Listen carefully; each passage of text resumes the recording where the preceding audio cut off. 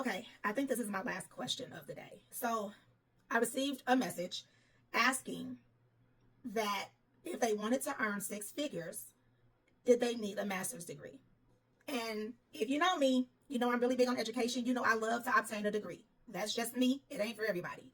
But what I will say is that just because you have a master's degree does not guarantee that you're going to enter a position making six figures, because your natural or progressed knowledge, skills, and ability, sometimes that's going to hold more weight for a role than just having a degree.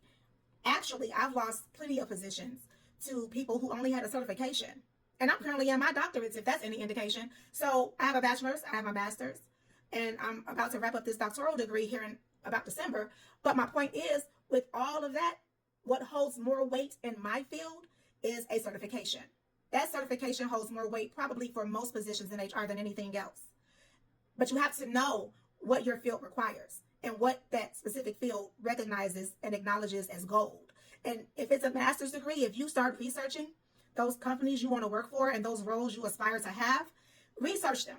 Look at various companies, different markets, and see if those job descriptions say master's preferred or master's required, then that's going to be the key. But you also have to look at everything else, because if you don't meet the minimum requirements, as far as the years of experience you have, as far as what hands-on knowledge you have, if you don't meet those minimum requirements, that master's degree means nothing.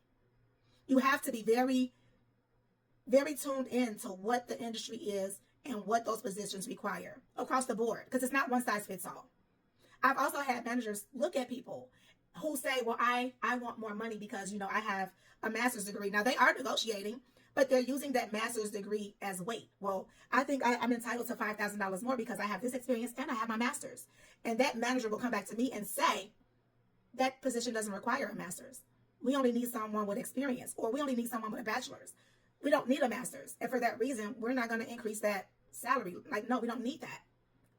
It depends. It really does depend on the specific market, the specific industry, and what those roles and those jobs, those organizations are looking for, and what they consider relevant and gold. And if you do your research and you find that you're seeing a trend that masters are required, then go for it. Otherwise, I can't tell you that that's what's going to get you $100K.